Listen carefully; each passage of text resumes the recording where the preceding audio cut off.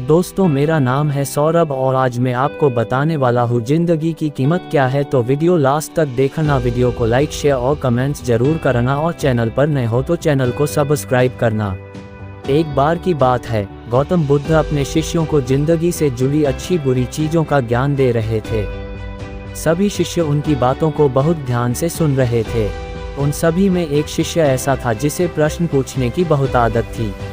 वो उठकर गौतम बुद्ध के पास गया और उनसे बोला, आप हमें जिंदगी के बारे में जो कुछ सिखा रहे हैं उस सब का क्या फ़ायदा, क्योंकि हम में से बहुत से बच्चों को ये भी नहीं पता कि हमारे जीवन का मूल्य क्या है और ये जीवन हमारे लिए कितना कीमती है। पहले आप हमें ये बताइए कि इस जीवन का मूल्य क्या है। अपने शिष्य की बात सुनकर गौतम बुद्ध अपने कक्ष में गए और एक चमकता हुआ पत्थर का टुकड़ा लेकर आए। वो टुकड़ा उन्होंने अपने शिष्य को दिया और बोले, मैं तुम्हें इस जीवन का मूल्य तब बताऊंगा जब तुम इस पत्थर का सही मूल्य पता लगा कर आओगे। साथ ही ये ध्यान रखना कि तुम्हें ये पत्थर का टुकड़ा किसी को बेचना नहीं है। गौतम बुद्ध की बात मानकर वो शिष्य बाजार की तरफ चला गया। बाजार में सबसे पहले उसकी नज़र एक फल बेचने वाले पर पड़ी और उसने वो पत्थर उस फल वाले को दिखाया और बोला, इस पत्थर के बदले आप मुझे कितने फल दे सकते हो। फल वाला बोला, ये पत्थर कुछ खास तो नहीं है, लेकिन फिर भी इसके बदले में तुम्हें 10 केले दे सकता हूँ। वो शिष्य उस पत्थर को लेकर आगे चला गया। फिर उसे एक सब्जी वाला मिला। शिष्य ने उस सब्जी वाले से उस पत्थर की कीमत पूछी। सब्जी वाले ने उस पत्थर को ध्यान से देखा और बोला, इस पत्थर की कीमत के बदले में तुम्हें ज़्यादा से ज़्यादा एक बोरी भरकर सब्जियाँ दे सकता हूँ। उद्धरण चिन्ह। इसके बाद वो शिष्य उस पत्थर को लेकर एक सोने के व्यापारी के पास गया। उस पत्थर की टुकड़े की चमक देखते ही उस सुनार ने उसकी कीमत 100 सोने के सिक्के लगाए। शिष्य ने वो टुकड़ा बेचने से मना किया तो वो सुनार उसके बदले 200 सोने के सिक्के देने को भी राजी हो गया, लेकिन शिष्य ने वो पत्थर नहीं बेचा। इसके बाद वो शिष्य एक हीरों के व्यापारी के पास गया और उनके सामने उसने वो पत्थर के टुकड़े को रख दिया।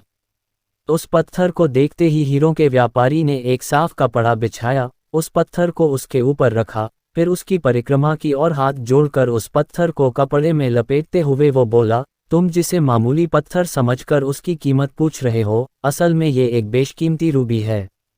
ऐसा रूबी हर किसी को नहीं मिलता। मैं अगर अपना सब कुछ बेच भी दूं तो भी इसकी कीमत नहीं चुका सकता। उस व्यापारी की बातें सुनकर वो शिष्य हैरान हो गया।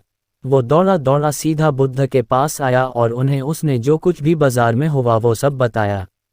उसकी अचरज भरी बातें सुनकर गौतम बुद्ध बोले, तुम्हारे सवाल का जवाब इस रूबी की कीमत में ही छिपा है।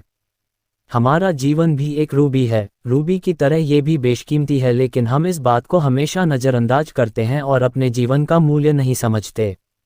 हम दूसरों को देखकर और उनके जैसा जीवन जीने की कोशिश में अपने जीवन की कीमत को कम कर देते हैं। हम ये सोचते हैं कि हमारी ज़िंदगी की कीमत वही है जो दूसरे हमें बताते हैं, लेकिन ये बात हमेशा ध्यान रखना कि सामने वाला अपनी हैसियत, बुद्धि और अपनी समझ के हिसाब से तुम्हारी कीमत लगाता है। ज़िंदगी सिर्फ एक बार मिलती है, इसलिए इसको बर्बाद ना करें। अपनी ज़िंदगी को उतना ही कीमती समझें जितना कीमती आप अपने बैंक में रखें रुपयों को समझते हैं। आज के समय में लोग अपनी ज़िंदगी से ज़्यादा कीमती प्यार, पैसों और दिखावे से भरी चीज़ों को समझते हैं। प्यार के चक्कर में लोग सुसाइड कर लेते हैं। पैसों के चक्कर में ऐसा काम करने लग जाते हैं जिससे उनकी ज़िंदगी बर्बाद हो जाती है। नाम कमाने के चक्कर में उल्टे सीधे काम करने लग जाते हैं। हमेशा याद रखें कि दिखावा करना ज़रूरी नहीं है। प्यार दोबारा मिल सकता है, पैसा फिर कमाया जा सकता है, लेकिन ज़िंदगी को फिर से पाया नहीं जा सकता। इसलिए अपनी इस बेशकीमती ज़िंदगी को अच्छे से जिएं। हर पल का आनंद लें। कभी ये ना सोचें कि आप इस दुनिया में किसी काम के नहीं हैं, ना कभी ये सोचें कि आपकी ज़िंदगी व्यर्थ है, आपके होने या ना होने से कुछ फ़र्क नहीं पड़ता। जब भी ऐसे नेगेटिव विचार आपके मन में आए तो खुद को बस ये याद दिलाएं कि जीवन एक रूबी है और ये बेशकीमती है।